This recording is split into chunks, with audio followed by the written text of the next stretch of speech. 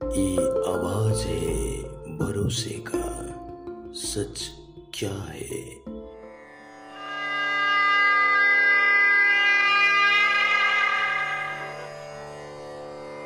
श्री दिव्य अथर्व शीर्षम सप्तशती चंडी पाठ का एक अंग है।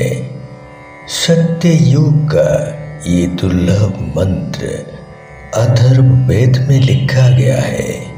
सनातन धर्म में ये एक ऐसा मंत्र है जिसे सुनते ही मनुष्य द्वारा किए गए पाप नष्ट हो जाता है और जो नियमित पढ़ता है उसका वाक सिद्धि हो जाता है।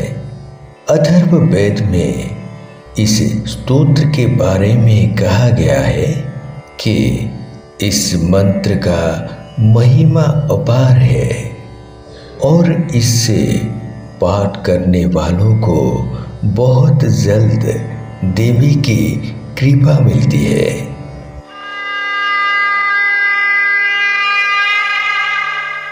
ओम नमः चंडिकाय श्री दिव्याथर्व शीर्षम। ओम सर्वे वै देवा देवी मुपतस्तु काशीतुं महादेवीति सा ब्रवीत् अहं ब्रह्मस्वरूपिणी मतः प्रकृति पुरुषात्मकं जगत् शून्यं च शून्यं च अहमानन्दानानन्दो अहं विज्ञान विज्ञाने अहं ब्रह्मा ब्रह्मणि वेदितव्य अहं पंचभूतान्य पंचभूतानि अहमखिलं जगत् वेदो अहमवेदो अहं विद्याहम विद्याहम् अजाहमनजाहम् अधोचोर्ध्वं च तिर्यक्चाहम् अहं रुद्रेभिर्वसुभिश्चरामि अहमादित्यरूत विश्वदेवैः अहं मित्रवरुणा बुभुविभर्मि अहमिन्द्राग्नि अहमश्विना बुभु अहं सोमं तुष्टारं पुषणं भगं दधामि अहं विष्णु मुरुक्रमं ब्रह्माणमुत प्रजापतिं दधामि अहं दधामि द्रविणं हविष्मते सुप्राभ्यो जजमानाय सुनुते अहं राष्ट्री संगमनि वसूनां चिकितुषी प्रथमा यज्ञियानम् अहं शुभे पितरमस्य मूर्धन्मम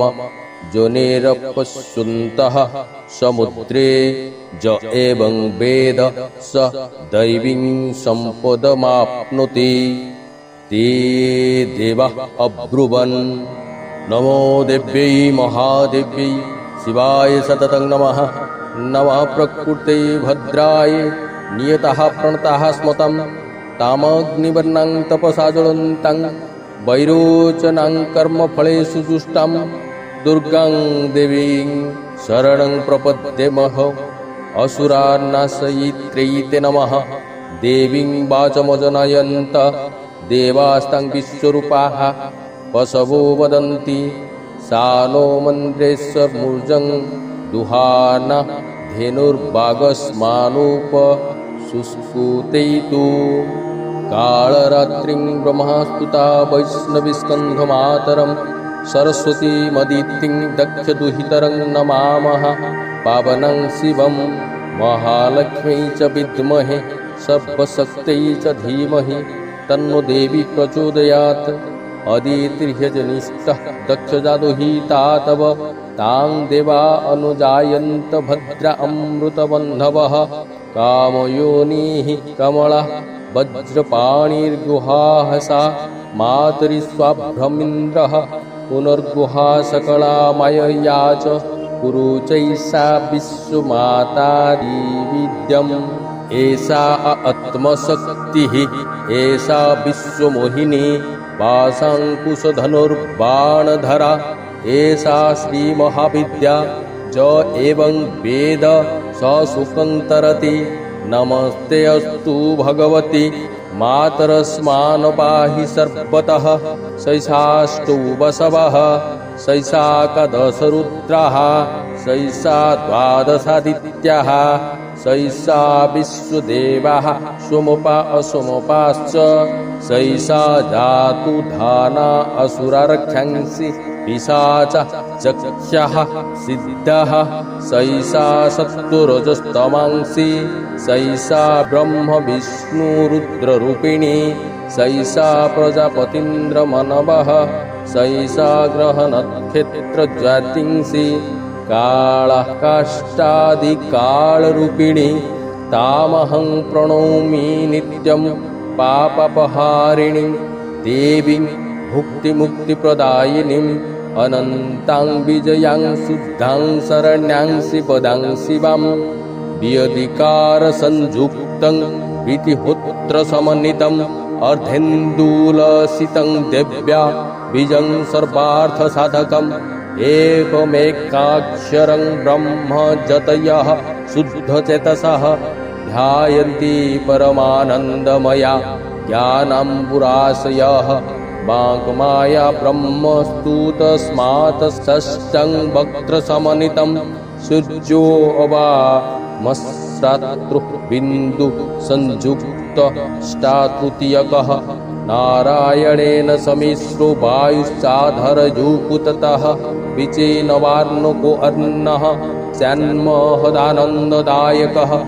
ऋतुपुण्डरीकमध्यस्थां प्रातः सूर्यो समप्रभां पाशाङ्कुशधरां सौम्यां वरदाभयदा हस्तकं त्रिनेत्रां रक्तवसनां भक्तः कामदुघां भजे नमामि त्वां महादेवीं महाभयविनाशिनीं महादुर्गप्रशमनीं महाकारुण्यरूपिणीं यस्याः स्वरूपं ब्रह्मादयो न जानन्ति तस्मादुच्यते अज्ञया यस्या अन्तो न लभ्यते तस्मादुच्यते अनन्ता यस्या लक्ष्यं नोपलक्ष्यते तस्मादुच्यते अलक्ष्या यस्या जननं नोपलभ्यते तस्मादुच्यते अजा एकैव सर्वत्र वर्तते तस्मादुच्यते एका एकैव विश्वरूपिणी तस्मादुच्यते नैका अत एवोच्यते अज्ञानन्तालक्ष्या जैका नैकेति मन्त्राणां मातृका देवी शब्दानां ज्ञानरूपिणी ज्ञानानां चिन्मयातीता शून्यानां शून्यसाक्षिणी यस्याः परतरं नास्ति सैषा दुर्गा प्रकीर्तिता तां दुर्गां दुर्गमां देवी दुराचारविघातिनीं नमामि भवभीतो अहं संसारार्णवतारिणीं